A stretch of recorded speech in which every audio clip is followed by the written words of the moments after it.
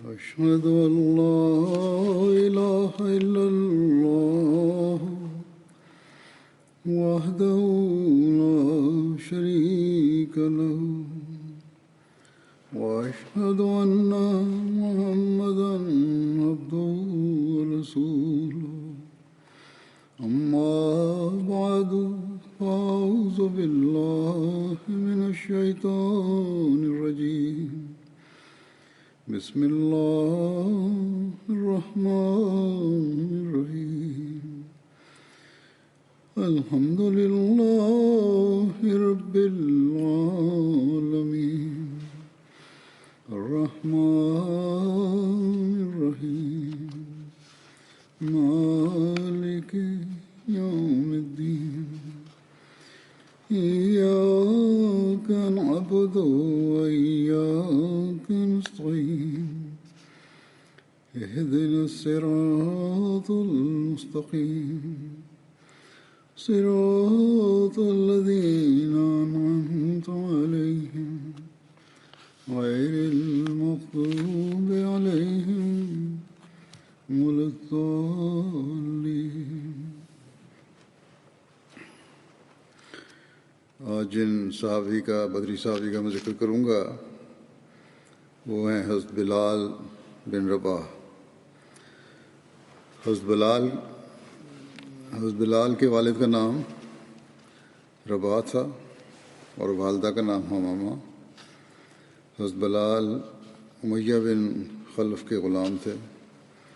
حضرت بلال کی کنیت ابو عبداللہ تھی، جبکہ بعض روایات میں ابو عبد الرحمن اور ابو عبد الکریم اور ابو عمر بھی مذکور ہے. حضرت بلال کی والدہ حبشہ کی رہنے والی تھی، لیکن والد سرزمین عرب سے ہی تعلق رکھتے تھے.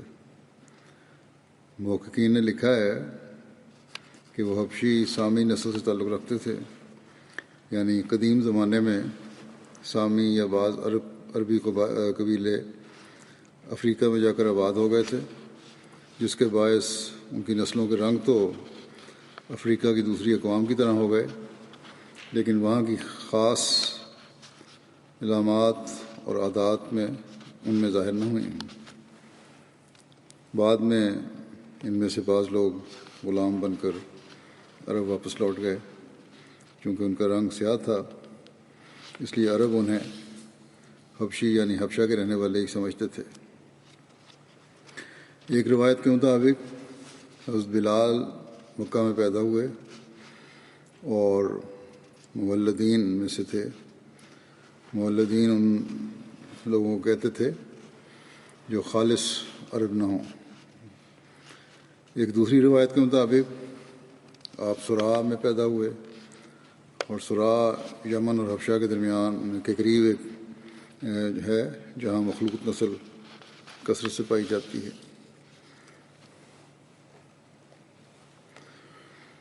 حضرت بلال کا رنگ گندم گو سیاہی مائل تھا. دبلا پتلا جسم تھا، سر کے بال گھنے تھے اور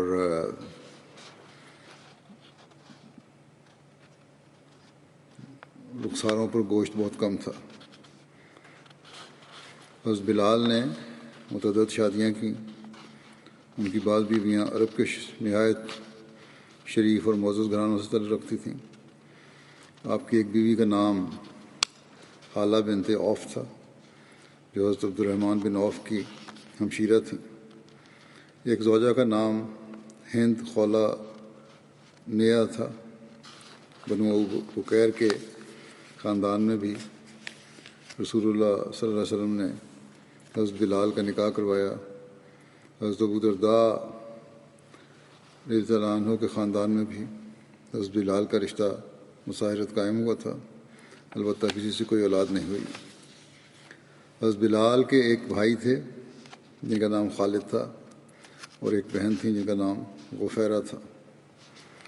رسول اللہ صلی اللہ علیہ وسلم نے فرمایا بلال سابق الحبشہ ہیں، یعنی اہل حبشہ میں سے سب سے پہلے اسلام لانے والے ہیں.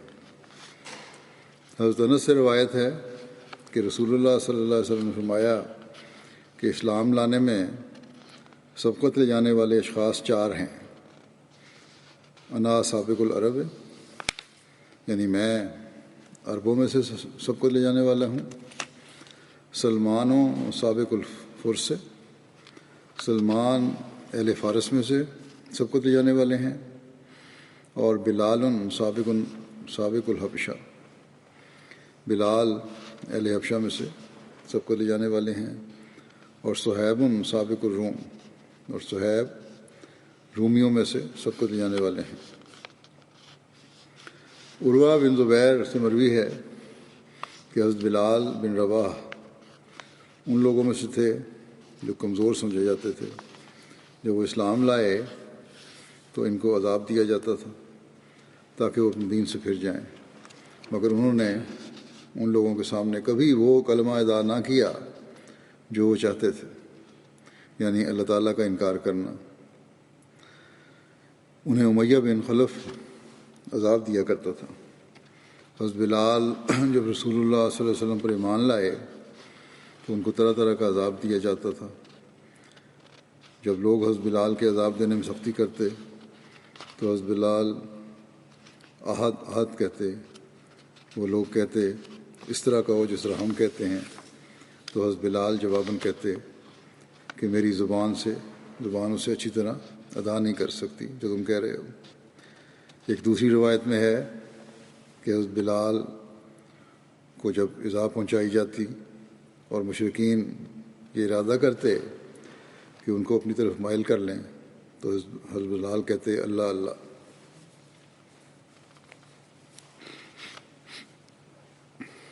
ایک روایت میں ہے کہ جب حضرت بلال ایمان لائے تو حضرت بلال کو ان کے مالکوں نے پکڑ کر زمین پر لٹا دیا اور ان پر سنگریزے اور گائے کی کھال ڈال دی اور کہنے لگے تمہارا رب لات اور عزا ہے، مگر آپ احد کی کہتے تھے۔ ان کے مالکوں کے پاس حضرت بکر آئے اور کہا کہ کب تک تم اس شخص کو تکلیف دیتے رہو گے؟ حضرت بکر نے حضرت بلال کو 7 اوقیہ میں خرید کر انہیں آزاد کر دیا۔ اوقیہ 40 درہم کا ہوتا ہے، یعنی 280 درہم میں۔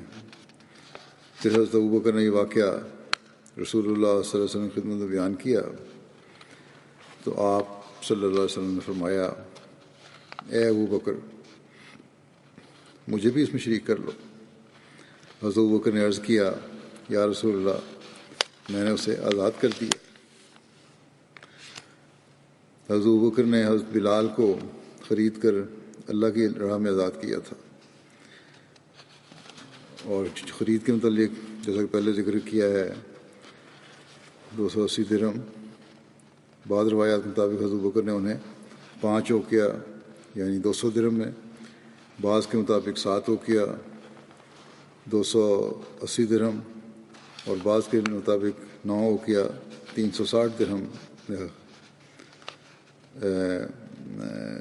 خریدا تھا۔ ایک روایت میں ہے کہ جب حضرت ابوبکر نے حضرت بلال کو خریدا تو وہ پتھروں میں دبے ہوئے تھے۔ حضرت ابوبکر نے سونے کے 5 اوقیہ کے بدلے ان کو خریدا۔ لوگوں نے حضرت ابوبکر سے کہا کہ اگر آپ صرف 1 اوقیہ دینے پر بھی راضی ہوتے یعنی 40 درہم تو ہم 1 اوقیہ میں بھی اس کو بیچ دیتے۔ اس پر حضرت ابوبکر رضی اللہ عنہ نے فرمایا اگر تم اس کو 100 اوقیہ یعنی 4000 درہم میں بھی بیچنے کو تیار ہوتے تو میں 100 اوقیہ میں بھی اس کو خرید لیتا۔ حضرت عائشہ سے روایت ہے کہ حضرت ابوبکر نے 7 ایسے غلاموں کو آزاد کروایا جنہیں تکالیف دی جاتی تھی۔ ان میں سے حضرت بلال اور حضرت عامر بن فہیرہ شامل تھے۔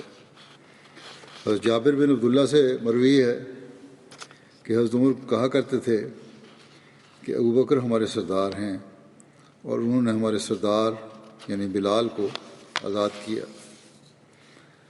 حضرت خلیفہ مسیح ثانی حضرت بلال کو دی جانے والی تکالیف اور حضرت ابوبکر کو آپ کو آزاد کرانے کے واقعہ کا ذکر کرتے ہوئے فرماتے ہیں کہ یہ غلام جو رسول کریم صلی اللہ علیہ وسلم پر ایمان لائے مختلف اقوام کے تھے. ان میں حبشی بھی تھے جیسے بلال، رومی بھی تھے جیسے صہیب، پھر ان میں عیسائی بھی تھے جیسے جبیر اور صہیب، اور مشرکین بھی تھے جیسے بلال اور عمار. بلال کو ان کے مالک تپتی ریت پر لٹا کر اوپر یا تو پتھر رکھ دیتے یا نوجوانوں کو سینے پر کودنے کے لیے مقرر کر دیتے.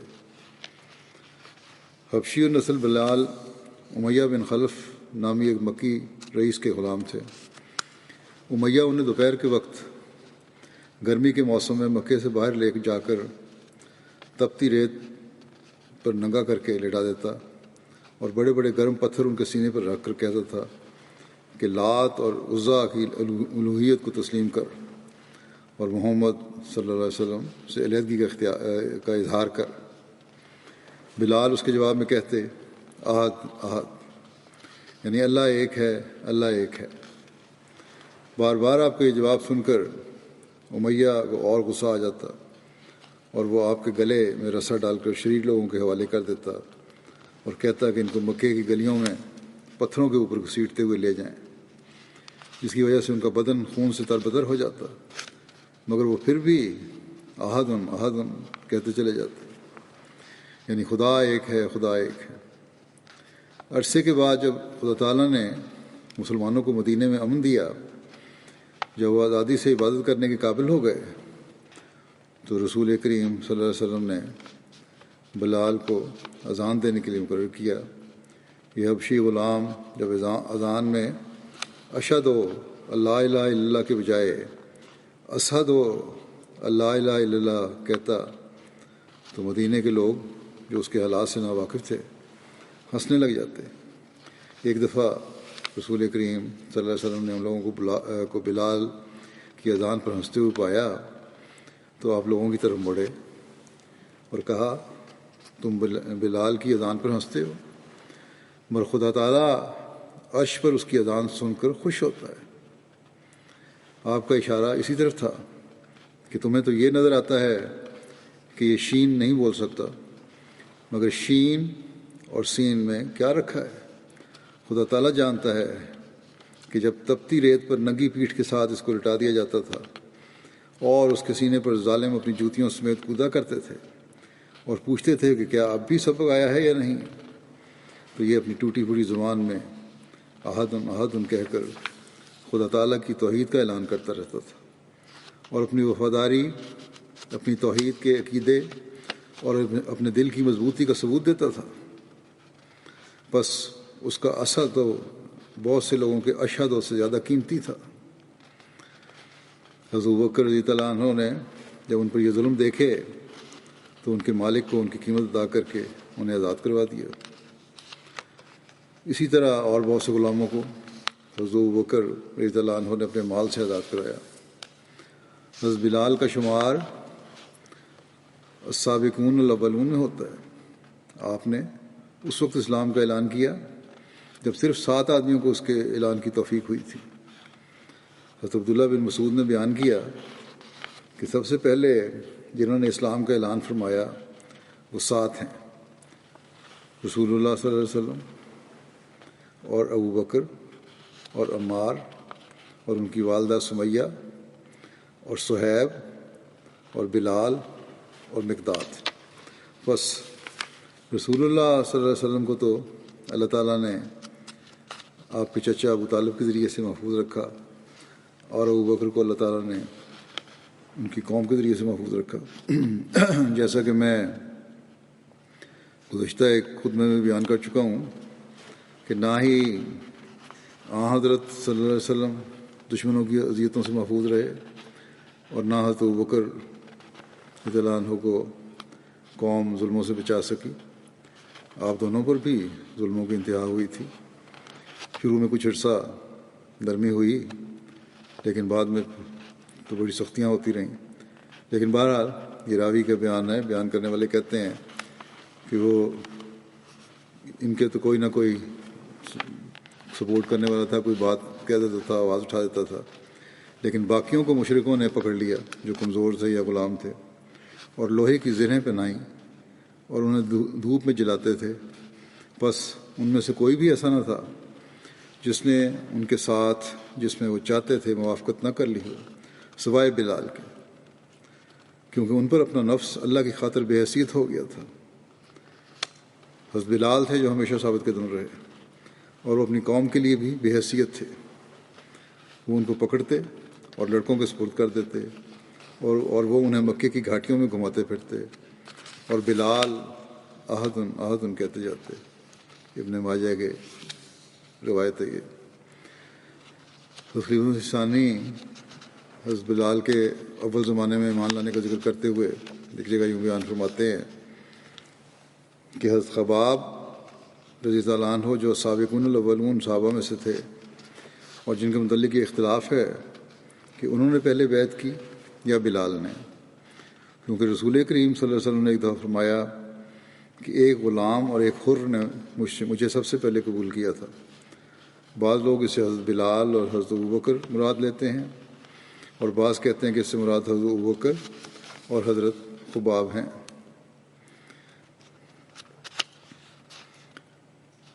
حضرت مرزا بشیر احمد صاحب نے سید خاتم النبیین میں حضرت بلال کی تکالیف کا ذکر کرتے ہوئے جو بیان فرمایا ہے وہ اس طرح ہے کہ بلال بن رباح امیہ بن خلف کے ایک حبشی غلام تھے.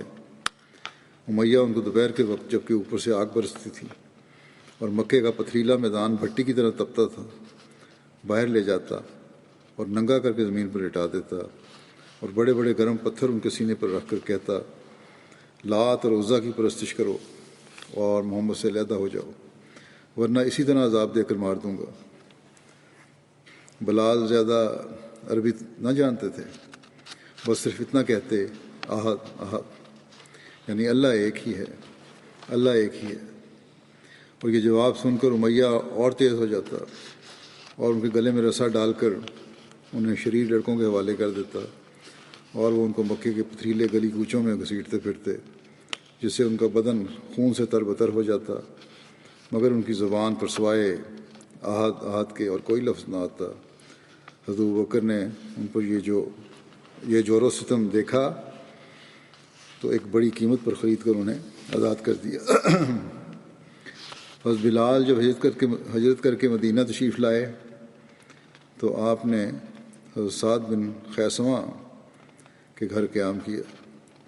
رسول اللہ صلی اللہ علیہ وسلم نے حضرت بلال کی مواخات حضرت عبیدہ بن حارث سے کروائی، جبکہ ایک دوسری روایت کے مطابق آپ نے حضرت بلال کی مواخات حضرت ابو رواحہ خصمی سے کروائی. جب رسول اللہ صلی اللہ علیہ وسلم مدینہ پہنچے تو صحابہ وہاں بیمار ہونے لگے، جن میں حضرت ابوبکر، حضرت بلال اور حضرت عامر بن فہیرہ بھی شامل تھے. حضرت عائشہ رضی اللہ عنہا سے مروی ہے کہ جب رسول اللہ صلی اللہ علیہ وسلم مدینہ آئے، حضرت ابوبکر اور حضرت بلال کو بخار ہو گیا. حضرت ابوبکر کو جب بخار ہوتا تو یہ شعر پڑھتے، عربی شعر تھا، اس کا ترجمہ یہ ہے کہ ہر شخص جب اپنے گھر میں صبح کو اٹھتا ہے تو اسے صباح الخیر کہا جاتا ہے، بحالی کہ موت اس کی جوتی کی تسمے سے نزدیک تر ہوتی ہے. اور حضرت بلال جب ان کا بخار اتر جاتا تو بلند آواز سے رو کر یہ شعر پڑھتے، جس کا ترجمہ یہ ہے کہ کاش مجھے معلوم ہو آیا میں کوئی رات وادی مکہ میں بسر کروں گا اور میرے ارد گرد اسخر اور جلیل گھاس پات ہوں، اور کیا میں کسی دن مجنہ میں پہنچ کر اس کا پانی پیوں گا. مجنہ بھی مکے سے چند میل پر مر و زہران کے قریب ایک جگہ ہے. زمانہ جاہلیت میں عرب کا ایک مشہور میلہ مر و زہران میں اکاس کے بعد لگتا تھا، اور عرب کے لوگ اکاس کے بعد مجنہ منتقل ہو جاتے اور 20 روز قیام کرتے تھے. بہرحال کہتے ہیں کہ وہاں میں پانی پیوں گا، اور کیا شامہ اور طفیل پہاڑ میرے سامنے ہوں گے. شعر میں عرض کر رہے ہیں، وہ بیان کر رہے ہیں. طفیل بھی مکہ سے تقریباً 10 میل پر ایک پہاڑ ہے، اور اس کے قریب ایک اور پہاڑ تھا جس کو شامہ کہتے تھے. پھر حضرت بلال کہتے کہ اے اللہ، شیبہ بن ربیعہ، عتبہ بن ربیعہ اور امیہ بن خلف پر لعنت ہو، کیونکہ انہوں نے ہماری سرزمین سے وبا والی زمین کی طرف ہمیں نکال دیا ہے. اس کے بعد رسول اللہ صلی اللہ علیہ وسلم نے دعا کی کہ اے اللہ، مدینہ کو ہمیں ایسا ہی پیارا بنا دے. جب یہ باتیں سنی حضرت ابوبکر کی بھی، حضرت بلال کی بھی، تو آپ نے فرمایا اے اللہ، مدینہ کو ہمیں ایسا ہی پیارا بنا دے جیسا کہ ہمیں مکہ پیارا ہے، یا اس سے بڑھ کر. اے اللہ، ہمارے سا میں اور ہمارے مد میں برکت دے. یہ سا اور مد بھی مشہور پیمانوں کے نام ہیں جو وزن کرنے کے لیے کیے جاتے ہیں. اور مدینہ کو ہمارے لیے صحت بخش مقام بنا، اور اس کے بخار کو جوفا کی طرف منتقل کر دے. جوفا بھی ایک دوسرا شہر ہے مکے کی جانب. حضرت عائشہ کہتی تھیں کہ ہم مدینہ آئے اور وہ اللہ کی زمین میں سب سے زیادہ وبا زدہ مقام تھا. انہوں نے کہا بطحان نالے میں تھوڑا سا پانی بہتا تھا، وہ پانی بھی بدمزہ بودار تھا. بطحان بھی مدینے کی ایک وادی کا نام ہے. یہ بخاری میں روایت ہے.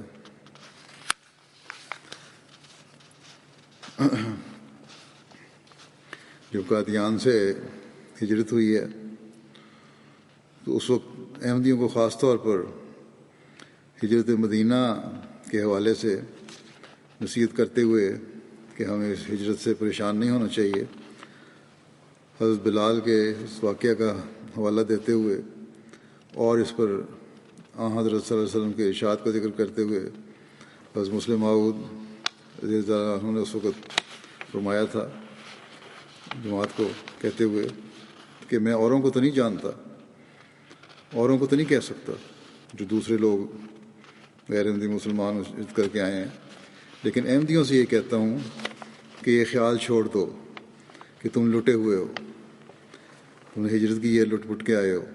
رسول کریم صلی اللہ علیہ وسلم ان مہاجرین پر افسوس کیا کرتے تھے جو وطن اور جائیدادوں کے چھوٹ جانے پر افسوس کرتے تھے.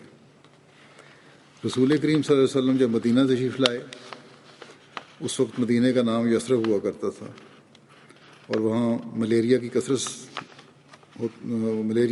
سے ہوتا تھا.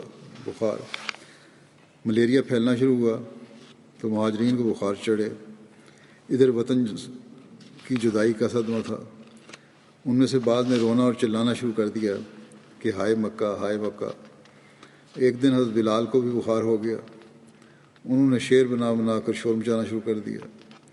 رسول کریم صلی اللہ علیہ وسلم نے دیکھا تو آپ خفا ہوئے اور فرمایا کہ کیا تم ایسے کام کے لیے یہاں آئے ہو؟ ہجرت کی ہے، شور مچانا کیسا؟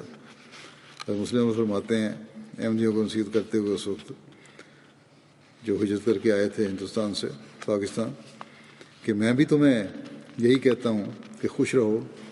تم یہ نہ دیکھو کہ ہم نے کیا کھویا ہے، تم دیکھو کہ ہم نے کس کے لیے کھویا ہے. اگر تم نے جو کھویا وہ خدا تعالیٰ کے لیے اور اسلام کی ترقی کے لیے کھویا ہے تو تم خوش رہو، اور کسی موقع پر بھی اپنی کمریں خم نہ ہونے دو. تمہارے چہرے افسردہ نہ ہوں بلکہ ان پر خوشی کے آثار پائے جائیں. تو ہم احمدی تو اس سوچ کے رکھنے والے تھے، اور یہ ہمیں نصیحت کی تھی اس وقت خلیفہ نے کہ ہماری ہجرت اللہ تعالیٰ کی خاطر اور اسلام کی خدمت کے لیے ہے. آج وہ لوگ جو پاکستان کی تعمیر کے خلاف تھے،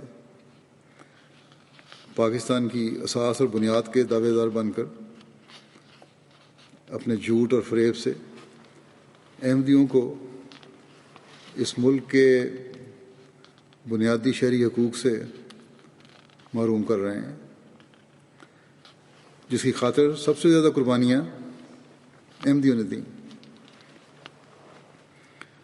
جس دین کی برتری اور خدمت کے لیے ہم نے ہجرت کی، پاکستان کی پارلیمنٹ نے اپنے سیاسی مقاصد کی خاطر اس دین کا نام لینے پر بھی ہم پر پابندی لگا دی۔ ہمیں بہرحال ان کی کسی سند کی ضرورت نہیں ہے، لیکن ہمیں افسوس اس بات پر ضرور ہوتا ہے کہ ان نام نہاد ملک کے ٹھیکیداروں نے احمدیوں پر یہ ظلم کر کے صرف احمدیوں پر ظلم نہیں کیا، بلکہ پاکستان پر ظلم کیا ہے اور کر رہے ہیں، اور دنیا میں ملک کی بدنامی کا باعث بن رہے ہیں، اس کی ترقی میں روک بن رہے ہیں۔ اگر یہ لوگ نہ ہوں تو ملک کی ترقی کر کے کہیں کا کہیں پہنچ چکا ہو۔ جو ملک کو کھا رہے ہیں، دیمک کی طرح چاٹ رہے ہیں، لیکن اس کے باوجود ہم پاکستانی احمدیوں کا یہ کام ہے، خاص طور پر جو پاکستان میں رہنے والے ہیں، کہ ملک کی ترقی کے لیے اپنی تمام تر صلاحیتوں کے ساتھ کوشش کرتے رہیں اور دعا کریں کہ اللہ تعالیٰ ان ظالموں سے اس ملک کو پاک کرے۔ بہرحال یہ واقعہ آیا تو ضمن میں ذکر ہو گیا۔ اب میں دوبارہ حضرت بلال کی طرف کہ واقعات بیان کرتا ہوں، روایات۔ طبقات الکبریٰ میں لکھا ہے حضرت بلال رسول اللہ صلی اللہ علیہ وسلم کے ساتھ بدر، احد اور خندق سمیت تمام غزوات میں رسول اللہ صلی اللہ علیہ وسلم کے ساتھ شامل ہوئے۔ غزوہ بدر میں حضرت بلال نے امیہ بن خلف کو قتل کیا، جو اسلام کا بہت بڑا دشمن تھا اور حضرت بلال کو اسلام لانے پر دکھ دیا کرتا تھا۔ امیہ بن خلف کے قتل کا واقعہ صحیح بخاری میں بیان ہوا ہے، جسے خبیب بن اصاف کے ذکر میں پہلے بیان کر چکا ہوں اس کی تفصیل، تاہم یہاں بھی کچھ بیان کر دیتا ہوں کیونکہ اس کا براہ راست تعلق حضرت بلال کے ساتھ بھی ہے۔ حضرت عبد الرحمن بن عوف سے روایت ہے، وہ بیان کرتے ہیں کہ میں نے امیہ بن خلف کو خط لکھا کہ وہ مکے میں جو اس وقت دارالحرب تھا میرے مال اور بال بچوں کی حفاظت کرے، اور میں اس کے مال و اسباب کی مدینہ میں حفاظت کروں گا۔ حضرت عبد الرحمن بن عوف کا اس سے پرانا تعلق تھا۔ امیہ بن خلف بدر کی جنگ میں بھی شامل ہوا، کافروں کی فوج میں آیا تھا 7 کافروں کے، اور حضرت عبد الرحمن بن عوف کو اس کے بدر میں شامل ہونے کا علم ہو گیا تھا۔ اس پرانے تعلق کی وجہ سے وہ اس پر احسان کر کے جنگ کے بعد رات کو اس کو بچانا بھی چاہتے تھے۔ چنانچہ وہ بیان کرتے ہیں کہ جب وہ بدر کی جنگ میں تھا تو میں ایک پہاڑ کی طرف جب لوگ سو چکے تھے نکل گیا تا میں اس کی حفاظت کروں، کیونکہ ان کو پتہ تھا کہ اس طرف ہے کہیں گیا ہوا، تو میں بھی گیا تاکہ اس کو حفاظت کر کے بچا لوں۔ حضرت بلال نے اس وقت اسے کہیں دیکھ لیا، چنانچہ حضرت بلال گئے اور انصار کی ایک مجلس میں کھڑے ہو گئے اور کہنے لگے کہ یہ امیہ بن خلف ہے، اگر بچ نکلا تو میری خیر نہیں۔ اس پر بلال کے ساتھ کچھ لوگ ہمارے تعاقب میں نکلے، میں ڈرا کہ وہ ہمیں پکڑ لیں گے، اس لیے میں نے اس کے بیٹے کو اس کی خاطر پیچھے چھوڑ دیا کہ وہ اس کے ساتھ لڑائی میں مشغول ہو جائیں اور ہم ذرا آگے نکل جائیں۔ کہتے ہیں چنانچہ انہوں نے اس بیٹے کو تو لڑائی میں مار دیا۔ میرا یہ دعویٰ جو تھا وہ کارگر نہیں ہوا، اور پھر انہوں نے اس کو مار کے پھر ہمارا پیچھا شروع کر دیا۔ اور امیہ چونکہ بھاری بھرکم آدمی تھا، اس لیے جلدی ادھر ادھر نہیں ہو سکتا تھا۔ آخر جب انہوں نے ہمیں پکڑ لیا، قریب پہنچ گئے، تو میں نے اسے کہا کہ بیٹھ جاؤ، تو وہ بیٹھ گیا، اور میں نے اپنے آپ کو اس پر ڈال دیا کہ اسے بچاؤں۔ تو انہوں نے جو پیچھا کر رہے تھے میرے نیچے سے اس کے بدن میں تلواریں گھونپیں، یہاں تک کہ اسے مار ڈالا۔ ان میں سے ایک نے اپنی تلوار سے میرے پاؤں پر زخم بھی کر دیا۔ ایک دوسری روایت میں یہ واقعہ یوں درج ہے، جسے کچھ حصہ بیان کر دیتا ہوں۔ حضرت عبد الرحمن بن عوف کہتے ہیں کہ میں ان دونوں یعنی امیہ بن خلف اور اس کے بیٹے کو لے کر چل رہا تھا کہ اچانک حضرت بلال نے امیہ کو میرے ساتھ دیکھ لیا۔ مکے میں امیہ حضرت بلال کو اسلام سے پھیرنے کے لیے بڑا عذاب دیا کرتا تھا۔ حضرت بلال امیہ کو دیکھتے ہی بولے، کافروں کا سردار امیہ بن خلف یہاں ہے، اگر یہ بچ گیا تو سمجھو میں نہیں بچا۔ حضرت عبد الرحمن بن عوف کہتے ہیں کہ سن کر میں نے کہا، تم میرے قیدیوں کے بارے میں ایسا کہہ رہے ہو؟ حضرت بلال نے بار بار یہی کہا اور میں بھی ہر بار یہی کہتا رہا کہ یہ میرے قیدی ہیں۔ حضرت بلال بلند آواز سے چلائے، آواز دی شور مچا کے کہ اے اللہ کے انصار، یہ کافروں کا سردار امیہ بن خلف ہے، اگر یہ بچ گیا تو سمجھو میں نہیں بچا، اور بار بار ایسا کہا۔ حضرت عبد الرحمن کہتے ہیں کہ یہ سن کر انصاری دوڑ پڑے اور انہوں نے ہمیں چاروں طرف سے گھیر لیا۔ پھر حضرت بلال نے تلوار سونت کر امیہ کے بیٹے پر حملہ کیا، جس کے نتیجے میں وہ نیچے گر گیا۔ امیہ نے اس پر خوف کی وجہ سے ایسی بھیانک چیخ ماری کہ ایسی چیخ میں نے کبھی نہیں سنی تھی۔ اس کے بعد انصاریوں نے ان دونوں کو تلواروں کے وار سے کاٹ ڈالا۔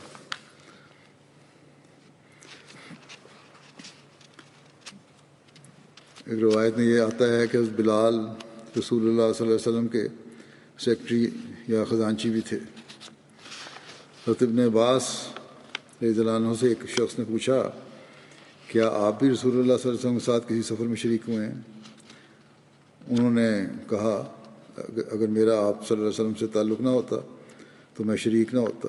اس سے ان کی مراد یہ تھی کہ چھوٹے ہونے کی وجہ سے انہیں یہ موقع ملا، رشتہ داری تھی، اس لیے سفر میں شریک ہوئے تھے۔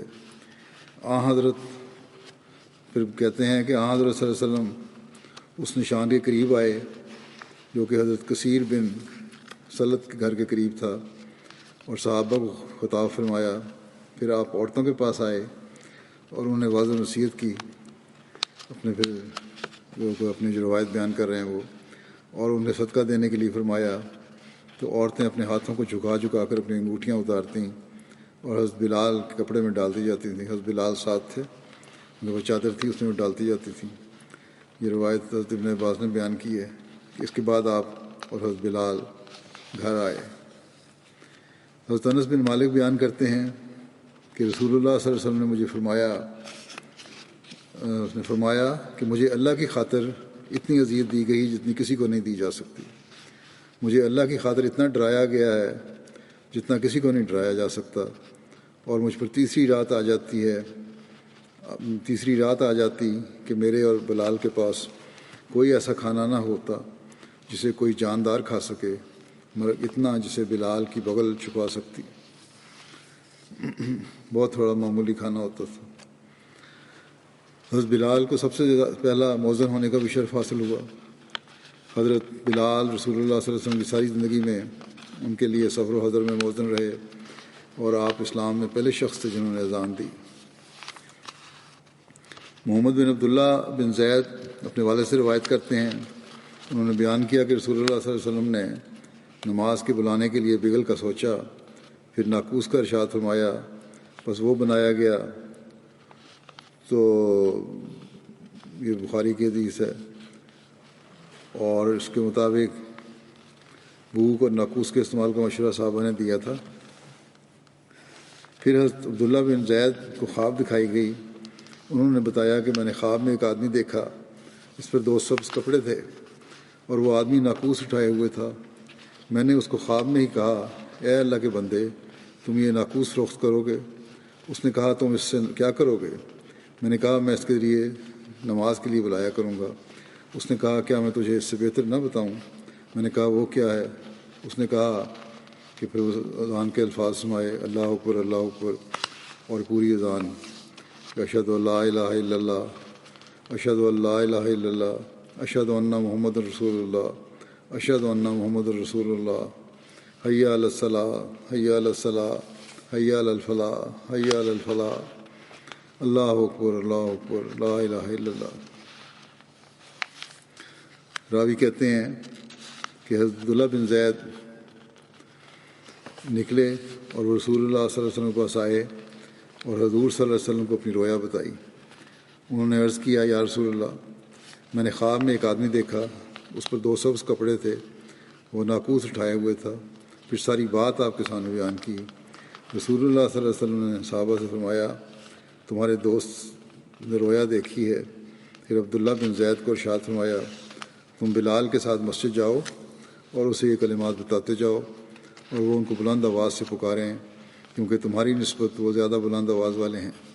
حضرت عبداللہ بن زید نے کہا کہ میں بلال کے ساتھ مسجد کی طرف گیا اور میں انہیں یہ کلمات بتاتا جاتا اور وہ بلند آواز کے ساتھ پکارتے جاتے۔ حضرت عمر بن خطاب نے آواز سنی، وہ باہر تشریف لائے اور انہوں نے عرض کیا کہ یا رسول اللہ، خدا کی قسم، میں نے بھی خواب میں وہی دیکھا جو انہوں نے دیکھا۔ اس کو بیان کرتے ہوئے مرزا بشیر احمد صاحب نے لکھا ہے کہ ابھی تک نماز کے لیے اعلان یا اذان وغیرہ کا انتظام نہیں تھا۔ صحابہ عموماً وقت کا اندازہ کر کے خود نماز کے لیے جمع ہو جاتے تھے، لیکن یہ صورت کوئی قابل اطمینان نہیں تھی۔ اب مسجد نبوی کے تیار ہو جانے پر یہ سوال زیادہ محسوس طور پر پیدا ہوا کہ کس طرح مسلمانوں کو وقت پر جمع کیا جائے۔ کسی صحابی نے نصارہ کی طرح ناقوس کی رائے دی، کسی نے یہود کی مثال میں بھوک کی تجویز پیش کی، کسی نے کچھ کہا، مگر حضرت عمر نے مشورہ دیا کہ کسی آدمی کو مقرر کر دیا جائے کہ وہ نماز کے وقت یہ اعلان کر دیا کرے کہ نماز کا وقت ہو گیا ہے۔ حضرت صلی اللہ علیہ وسلم نے اس رائے کو پسند فرمایا اور حضرت بلال کو حکم دیا کہ وہ اس فرض کو ادا کیا کریں۔ چنانچہ اس کے بعد جب نماز کا وقت آتا، بلال بلند آواز سے الصلاۃ جامعہ کہہ کر پکارتے تھے اور لوگ جمع ہو جاتے تھے۔ بلکہ اگر نماز کے علاوہ بھی کسی غرض کے لیے مسلمانوں کو مسجد میں جمع کرنا مقصود ہوتا تو یہی ندا دی جاتی تھی۔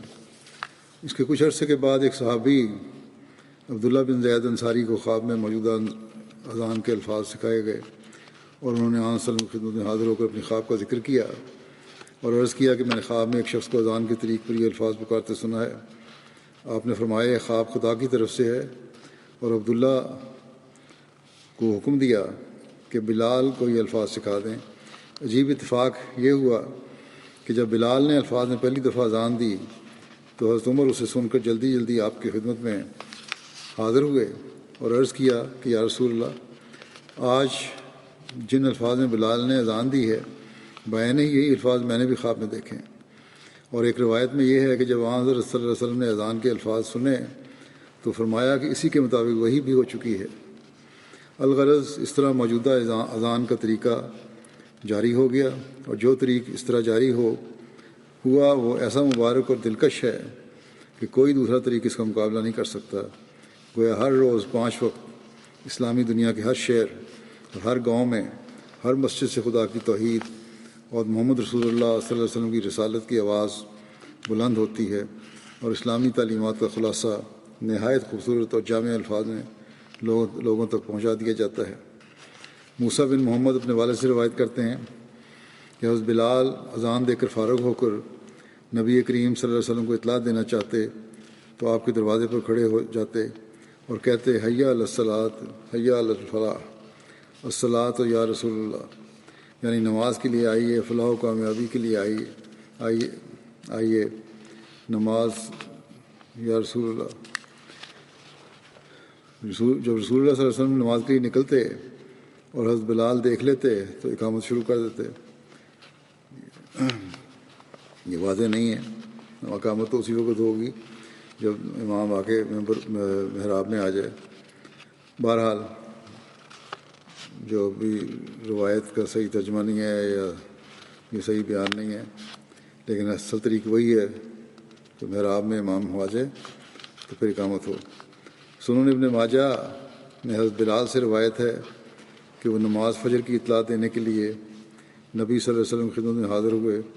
ان سے کہا گیا کہ آپ سوئے ہوئے ہیں، تو حضرت بلال نے کہا، الصلاۃ خیر من النوم، الصلاۃ خیر من النوم۔ پھر فجر کی اذان میں ان کلمات کا اضافہ کر دیا گیا اور یہی طریق قائم ہو گیا۔ ایک دوسری روایت میں ہے کہ رسول اللہ صلی اللہ علیہ وسلم نے فرمایا، اے بلال، یہ کتنے عمدہ کلمات ہیں، تم اپنے فجر کی اذان میں شامل کر لو۔ رسول اللہ صلی اللہ علیہ وسلم کے 3 مؤذن تھے، حضرت بلال، ابو محذورہ، عمر بن ام مکتوم۔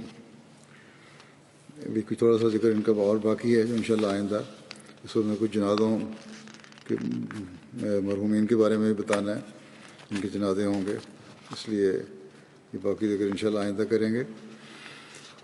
پہلا جو ذکر ہے وہ عزیزم رؤوف بن مقصود جونیئر بیلجیم کا ہے، ایک طالب علم تھے جامعہ احمدیہ یو کے 4 ستمبر کو ان کی وفات ہو گئی، انا للہ و انا الیہ راجعون، اور بیلجیم کی جماعت حاصل سے ان کا تعلق تھا۔ 2018 میں جامعہ میں داخل ہوئے تھے اور وہاں کا اپنا سیکنڈری اسکول ختم کر کے یہاں آئے تھے۔ عزیزوں، اپنی خلوص سے بھرپور طبیعت، خدمت خلق کے جذبے اور مشقت کی عادت کی بنا پر طلباء اور اساتذہ میں بہت ہر دل عزیز تھے۔ کچھ دیر پہلے ان کو برین ٹیومر ہوا تھا، 6-7 ماہ یہ بیمار رہے، بڑی صبر اور بہادری سے بیماری کا مقابلہ کیا، آخر اللہ کو پیارے ہو گئے۔ ان کے دادا کے ذریعے سے خاندان میں احمدیت آئی تھی 1950 میں غالباً، اور ان کا اچھا رسوخ تھا ان کے دادا کا، تو اس وقت تو رشتہ داروں نے اور مخالفین نے کچھ نہیں کہا، لیکن ان کی وفات کے بعد ان کی فیملی کو کافی مخالفت کا سامنا کرنا پڑا۔ ان کی والدہ کی طرف سے بھی ان کے پڑنانا عبدالعلی صاحب اور ان کی اہلیہ نے حضرت مسلم موعود کے ہاتھ پر بیعت کی تھی۔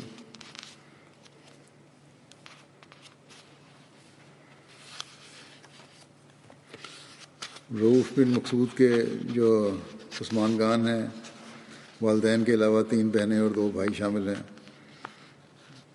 اور ہمایوں مقصود صاحب والد ہیں، محسنہ بیگم صاحبہ والدہ ہیں، نشاط عزیزہ نشاط ہے، بیٹی ہے، عمر 18 سال، عزیزم صالح بیٹا ہے، عمر 14 سال، عزیزہ تسمیہ حمیدہ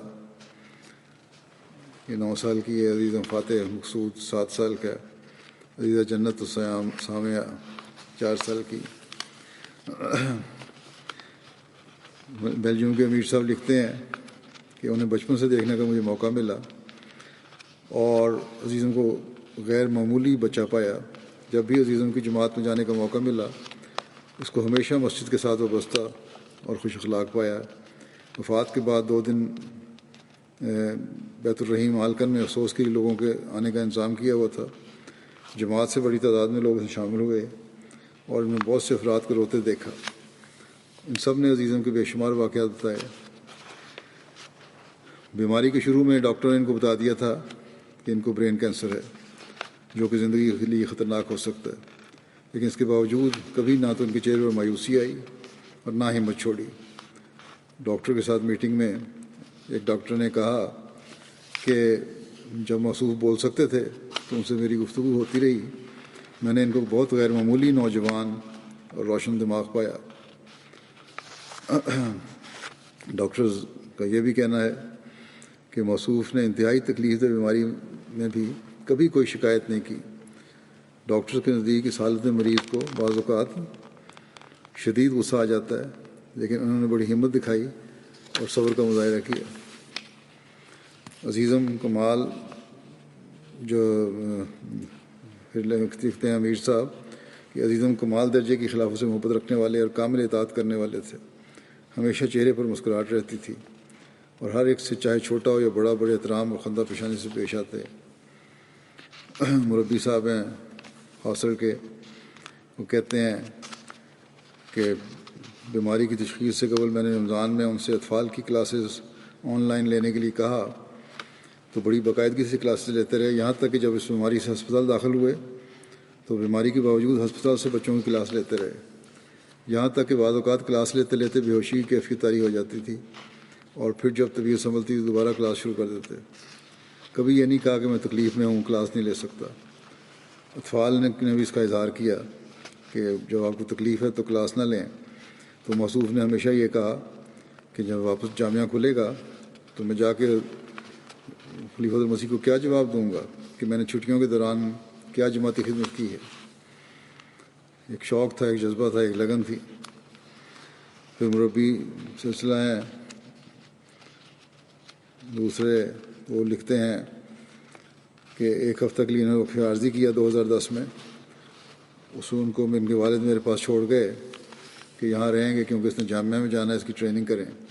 اس وقت بھی کہتے ہیں میں نے دیکھا ہے اس کو 5 نمازوں کی ادائیگی کے علاوہ صبح اٹھ کر نماز تہجد کی بھی ادائیگی کیا کرتے تھے. مسجد آلکن جب تعمیر ہو رہی تھی یا رینوویشن، اس کی تبدیلی ہو رہی تھی، تو اس وقت انہوں نے باقاعدہ وقار عمل میں حصہ لیا. اور سیکٹری جداد کہتے ہیں جو اب بڑا مشکل اور بھاری کام اپنے ذمہ لیتے تھے، پتھر اٹھانے، بجری اٹھانے وغیرہ کا، اور بڑی خوشی سے یہ کام کرتے تھے. اور یہ خوبی میں یہ تھی کہ سب کو سلام کرنے میں پہل کرتے تھے. ان کی والدہ بتاتی ہیں کہ دوسروں کو اپنے اوپر ترجیح دیا کرتے تھے. عام طور پر اسکول اپنا کھانا لے کے جاتے اور وہاں کھا کے آیا کرتے تھے. ایک دن گھر آ کے والدہ کو کہا کہ مجھے کھانا دیں. میں نے کہا تم لے کے تو گئے تھے. انہوں نے کہا ایک بچہ کھانا نہیں لے کے آیا تھا تو اسے میں نے اپنا کھانا دے دیا کہ میں گھر میں جا کے کھا لوں گا. اسی طرح اپنے دوستوں کے بارے میں فکر مند رہتے اور ان کو کہا کرتے تھے کہ مجھے تمہارے مستقبل کی فکر رہتی ہے. کہ اپنے جو قریبی تھے ان کو کہا کرتے تھے اچھے اخلاق والے دوست چنو اور اپنے مستقبل کو بہتر بنانے کی کوشش کرو. بڑی ڈیوٹی، اجتماعات وغیرہ، جلسے وغیرہ لگن سے ڈیوٹی دیا کرتے تھے.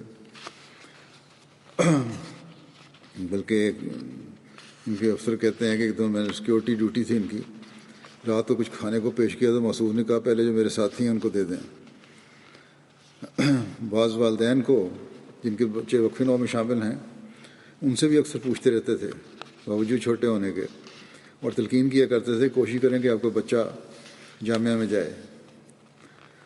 ان کی والدہ نے بھی بڑی ہمت سے ان کی بیماری کا یہ عرصہ گزارا ہے، بلکہ دونوں والدین نے، والد نے بھی اور والدہ نے بھی.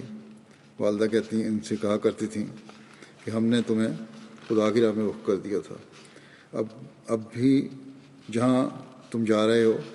مایوسی ڈاکٹروں نے کا اظہار کیا تھا اور کوئی امید نہیں تھی. بڑے حوصلے سے انہوں نے کہا اب وہ جگہ جہاں تم جا رہے ہو وہ بھی بڑی اچھی جگہ ہے، اور اللہ کی رضا پر راضی رہنے کی تلقین کرتی رہیں.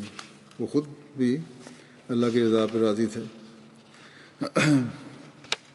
پھر انہوں نے اپنی ایک تصویر جو میرے ساتھ کھنچوائی ہوئی تھی اسپتال میں اپنے بیڈ کے سامنے رکھوا لی، جو اکثر تبلیغ کا ذریعہ بنتی. اور ڈاکٹر پوچھتے تھے کہ کون سی کمیونٹی سے تمہارا تعلق ہے. ان کو بتایا جاتا ہے کہ ہم جماعت احمدیہ سے ہیں، اور اس بات کو تسلیم کرتے ہیں کہ مسیح جو آنے والا تھا آ گیا. اس پر آگے تبلیغ چلتی تھی. میر صاحب کہتے ہیں کہ میں انہیں کہا کرتا تھا کہ تم بے شک بیمار ہو لیکن اس کے باوجود تبلیغ کا ذریعہ بن رہے ہو، اور بڑے خوش ہوتے تھے اس بات پر.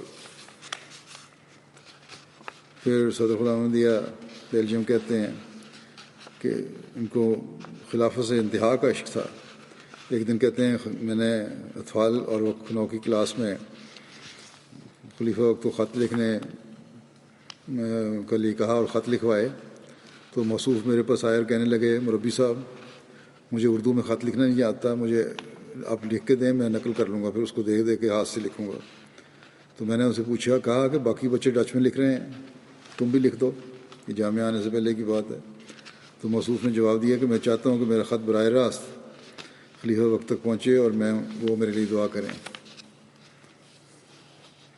پھر یہ کہتے ہیں ربی صاحب کہ مقصود عزیز رؤف بن مقصود جو کھڑے ہو کر یہ عہد کرتے تھے کہ میں اپنی جان اور مال اور وقت اور عزت قربان کرنے کے لیے ہر دم تیار رہوں گا، موصوف نے یہ عہد آخری سانس تک پورا کیا. بہت بڑی تعداد ان کے غیر جماعت بیلٹ دوستوں کی تھی، اور کہتے ہیں کہ میں نے اپنی آنکھوں سے انہیں بل کر روتے دیکھا ہے. جب میں نے ایک دوست سے عظیم رؤف بن مقصود کے بارے میں پوچھا تو روتے ہوئے کہنے لگے کہ آج ہمارا بہت ہی پیارا اور خیال رکھنے والا دوست ہمیں سے جدا ہو گیا. کہتے ہیں ایسے ہمدرد دوست بھی کسی کسی کو ملتے ہیں. پھر تبلیغ کا بڑا شوق تھا.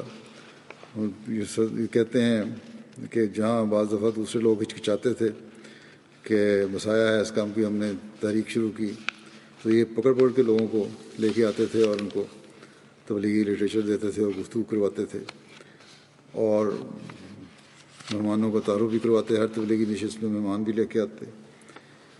بہرحال یہ جامعہ پاس کرنے سے پہلے ہی بہترین مربی اور مبلغ تھے. اللہ تعالیٰ کے اپنے فیصلوں کی حکمت خود جانتا ہے. بعض دفعہ بہترین انسانوں کو جلد اپنے پاس بلا لیتا ہے.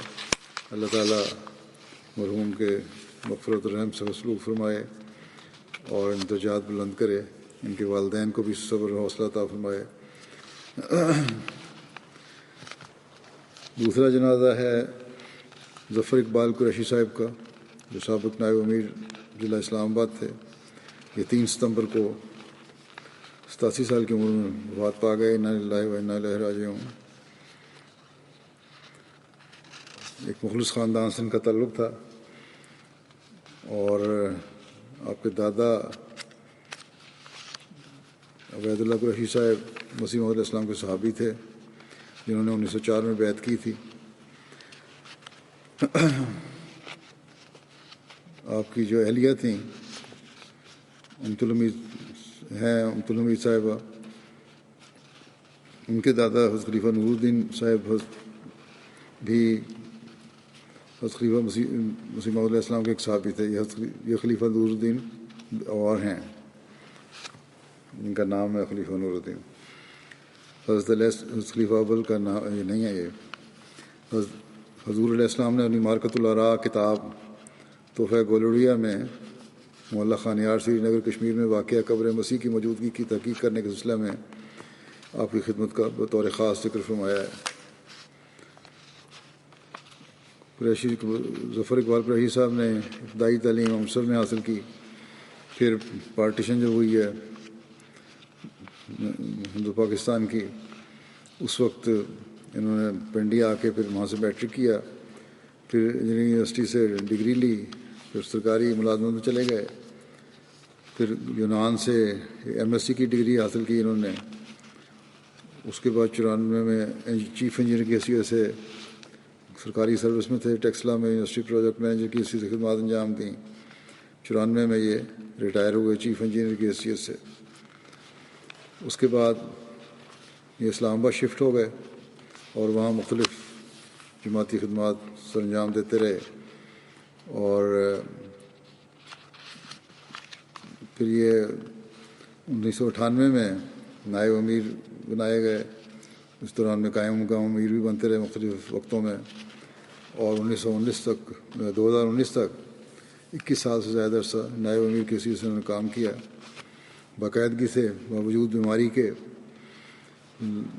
بڑی عمر میں مراحل عوارض لاحق ہو گئے تھے. مسجد آتے، اپنا روزمرہ کام کرتے، بہت کم گو اور صاحب الرائے تھے اور انتظامی شعبے میں کافی تجربہ تھا. بڑی سنجیدگی سے احتیاط سے کام کرنے والے، جماعتی پیسے کا درد رکھنے والے اور بہت احساس کرنے والے تھے. میں جب نادر اعلیٰ تھا اس وقت میں نے دیکھا ان کو قریب سے. ماشاءاللہ بڑے بھی نفسی اور عاجزی سے ہی کام کرتے تھے اور اپنے چھوٹوں کو بھی جو ان کے افسر تھے عمر میں بہت زیادہ چھوٹے تھے ان کی بھی کامل اطاعت کیا کرتے تھے. ان کی پسماندگان میں اہلیہ امت الحمید ظفر صاحبہ کے علاوہ 4 بیٹیاں شامل ہیں. امت الرشید صاحبہ، ڈاکٹر صدف ظفر صاحبہ، شادیہ چودھری صاحبہ اور عائشہ طارق صاحبہ. ایک کینیڈا میں، باقی لاہور میں ہیں. ایک بیٹی عائشہ ظفر کہتی ہیں کہ بچپن میں جب اسکول جانا شروع کیا تو سالانہ امتحان سے قبل خلیفہ وقت کی خدمت میں میری طرف سے دعائیہ خط لکھتے. پھر جب پوزیشن آتی تو دوبارہ خط لکھتے اور جب اس کا جواب آتا تو پڑھ کے سناتے. پھر جب بڑی ہوئی تو مجھے خود خط لکھنے کی تلقین کرتے اور اس کا خط کا خاکہ بنا کر دیا کرتے. اور اس طرح نہایت پیار سے چھوٹی عمر میں ہی میرے دل میں خلافت سے پیار اور اطاعت کا جذبہ پختہ کر دیا. اللہ تعالیٰ مرحوم سے رحم و مغفرت سلوک فرمائے، درجات بلند فرمائے.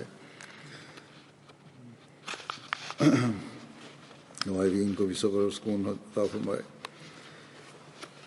اگلا جنازہ ہے آنریبل کابینے کا واجہ کاٹے صاحب سینیگال کا، جو 24 اگست کو 85 سال کی عمر میں انتقال فرما گئے۔ انا للہ و انا الیہ راجعون۔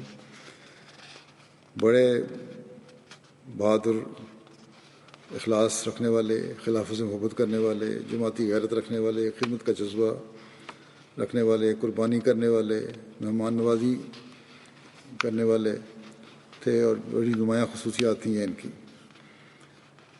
جماعتی وفد کی ضیافت انتہائی پرتکلف کرتے۔ ہمیشہ یہ خواہش اور اصرار ہوتا کہ جب تک جماعتی وفد ان کی ریجن میں ہے اور آپ ہی ان کی مہمان نوازی کریں گے۔ اگر مہمانوں نے کبھی باہر سے کھانا کھا لیا تو آپ ناراض ہوتے تھے کہ مجھے کیوں موقع نہیں دیا۔ مہمانوں کے لیے اپنے کمرے کو خالی کر دیتے اور ہر سہولت فراہم کرتے۔ سوشلسٹ پارٹی کی طرف سے انتخابات میں حصہ لے کر 18 سال تک ملک کی پارلیمنٹ کے ممبر رہے۔ ایک مخلص اور باوفا احمدی تھے۔ جب تک جماعت رجسٹرڈ نہیں ہوئی تھی، جماعت کی پراپرٹی ان کے نام پر ہی تھی۔ مشرین انچارج لکھتے ہیں کہ جب 2012 میں سینیگال آیا اور اس کے بعد جماعت رجسٹر ہو گئی تو مرحوم فرمانے لگے کہ زندگی کا پتہ کوئی نہیں، اب جلدی سے یہ امانت جو پراپرٹی ہے جماعت کی اپنے نام کروائیں جماعت کے۔ اور جب بھی مشکل وقت آیا پھر یہ لکھتے ہیں کہ دفاع کے لیے ہمیشہ پہلی صف میں کھڑے ہوتے۔ ایک مشنری سے بڑھ کر کام کرنے والے تھے۔ لمبا عرصہ جماعت احمدیہ جو تھا ٹمباکنڈا ریجن، وہاں کے صدر کے طور پر خدمت میں جالاتے رہے۔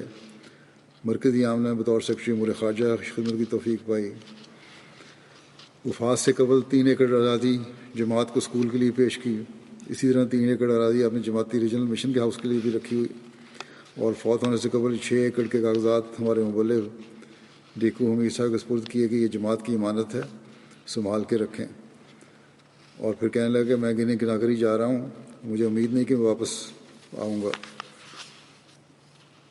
یہاں جلسے پہ بھی آتے رہتے تھے، کئی دفعہ آئے جلسے پہ مشرابے کے زمانے سے۔ آخری بار 2019 کے جلسے میں ہی شامل ہوئے، مجھے بھی ملے، اور امیر صاحب کو کہنے لگے کہ زندگی کا بھروسہ کوئی نہیں، وہاں کے اپنے مقامی امیر کو، کہ میری خواہش ہے کہ خلیفہ وقت کے سامنے بیٹھوں تاکہ زیادہ سے زیادہ دیکھ سکوں۔ اور بیٹھے رہے، پھر بعد میں ملاقات کے کہنے لگے کہ میرا مقصد پورا ہو گیا۔ مولانا منور خورشید صاحب کہتے ہیں کہ سینیگال میں بہت مقبول سیاسی اور نظامی شخصیت تھی ان کی۔ سینیگال کے معروف شخص تامباکنڈا سے تھا ان کا تعلق، معروف شہر تامباکنڈا سے ان کا تعلق تھا، اور سیاسی خاندان تھا ان کا۔ بنیادی طور پہ شعبہ تعلیم سے وابستہ تھے، بعد میں سیاسی میدان میں آ گئے۔ 95 میں آنریبل جگجنگ ڈپٹی اسپیکر نیشنل اسمبلی کے ذریعے جماعت کا پیغام ان کو پہنچا۔ پھر جلد ہی اللہ تعالیٰ نے دل کی گرہ کھول دی، جس کے بعد بشاشت قلبی اور انشراح صدر کے ساتھ بیعت کر کے احمدیت میں شامل ہو گئے۔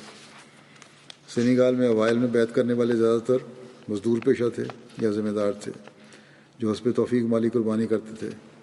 جب آپ نے بیعت کر لی تو اللہ تعالیٰ کے فضل سے ہمیشہ دل کھول کر مالی قربانی پیش کرنے کی توفیق پائی۔ بہت نڈر اور بہادر احمدی تھے۔ دعوت اللہ کا ایک جنون تھا، ہر ملنے والے کو دعوت حق دیتے، یہاں تک کہ سربراہ مملکت کو بھی جماعت کا تعارف کرانے کی توفیق ملی۔ مرحوم کا حلقہ احباب بہت وسیع تھا، ہر ملنے والے تک پیغام پہنچانے کی کوشش کرتے۔ ہر وقت ان کی گاڑی میں جماعتی لٹریچر اور بیت فارم دستیاب ہوتے تھے۔ اللہ تعالیٰ مرحوم پہ مغفرت اور رحم کا سلوک فرمائے، درجات بلند کرے، ان کی نسل میں بھی یہ اخلاص و وفا جاری رکھے، ان کو احمدیت قبول کرنے کی توفیق عطا فرمائے جو نہیں احمدی۔ اگلا جنازہ ہے قوم بشیر لطیف صاحب کا، ایڈوکیٹ تھے سپریم کورٹ کے، آج کل کینیڈا میں تھے، لاہور پہلے لاہور میں رہے ہیں۔ یہ 5 مئی کو ان کی وفات ہو گئی تھی 85 سال کی عمر میں۔ انا للہ و انا الیہ راجعون۔ ان کو اللہ تعالیٰ، اس کے رسول صلی اللہ علیہ وسلم، حضرت مسیح موعود علیہ السلام اور خلافت احمدیہ سے بے انتہا محبت تھی۔ ان کے نانا محترم شیخ مہر علی صاحب حضرت مسیح موعود علیہ السلام کے بہت قریبی دوست تھے۔ حضرت مسیح موعود علیہ السلام نے آپ کے گھر ہوشیارپور میں چلہ کاٹا، جس کے دوران اللہ تعالیٰ نے آپ کو مسلم موت کی عظیم الشان پیشگوئی عطا فرمائی۔ 17 سال تک یہ بشیر لطیف صاحب فیصل ٹاؤن لاہور کے صدر جماعت رہے۔ پاکستان میں جماعت کی وکلاء کی جو ٹیم تھی اس میں یہ شامل تھے اور اس بات فخر کرتے تھے۔ متعدد اسیران کی خدمت اور مدد کا موقع ملا ان کو۔ ان 3 وکلاء میں سے ایک تھے جنہیں 1974 میں جماعت کی نمائندگی کا موقع ملا۔ 46 سال تک پنجاب یونیورسٹی میں درس و تدریس کے فرائض انجام دیتے رہے۔ یہ لاء کالج میں پڑھاتے بھی تھے، یونیورسٹی کے لاء کالج میں۔ لاہور کی مسجد ماڈل ٹاؤن پر جب حملہ ہوا تو اس وقت یہ وہاں موجود تھے۔ یہ تو اللہ کے فضل سے محفوظ رہے، لیکن ان کے چھوٹے بھائی نعیم ساجد صاحب موقع پر شہید ہو گئے۔ اس کے بعد یہ بھی کینیڈا چلے گئے۔ 100 مسلات کے پابند تھے تو تھے ہی، تہجد کے بھی بڑے پابند تھے۔ قرآن کریم سے بے انتہا محبت کرنے والے تھے۔ اللہ کے فضل سے موسی تھے۔ عثمان میں اہلیہ کے علاوہ 6 بیٹیاں اور کافی نواسیاں اور پرنواسیاں چھوڑے ہیں۔ ملک طاہر صاحب امیر جماعت لاہور لکھتے ہیں کہ محترم بیرسٹر مبشر لطیف صاحب ایک قابل اور اعلیٰ تعلیم یافتہ وکیل تھے۔ یہاں سے بھی انہوں نے لاء کی ڈگری حاصل کی تھی اس زمانے میں، اور جن کی جوڈیشری میں بہت عزت تھی۔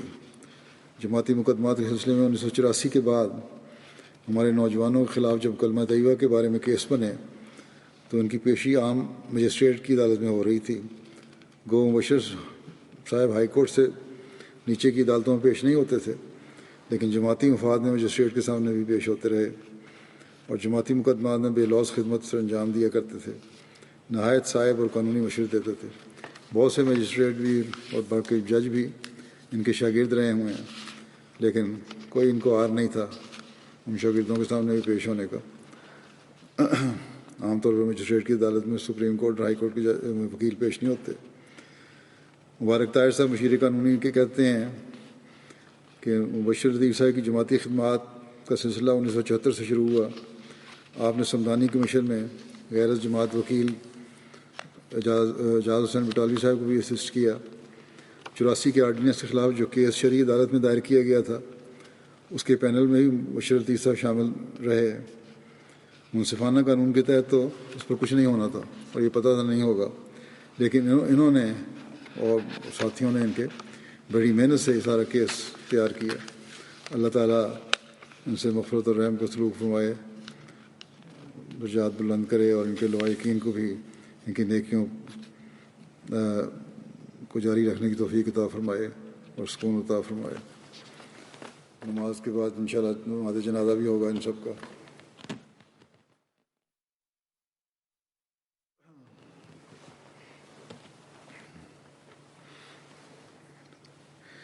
الحمد لله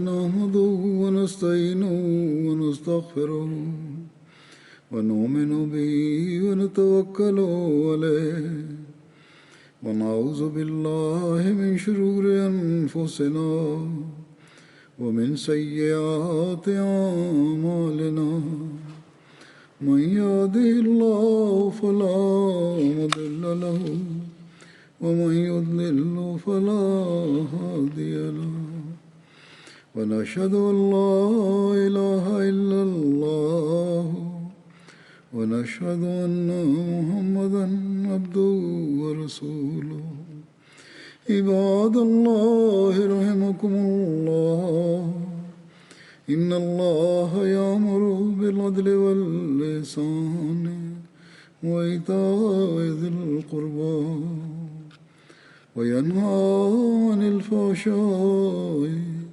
والمنكر والبغي يعظكم لعلكم تذكرون اذكروا الله يذكركم وادعوه يستجب لكم ولذكر الله أكبر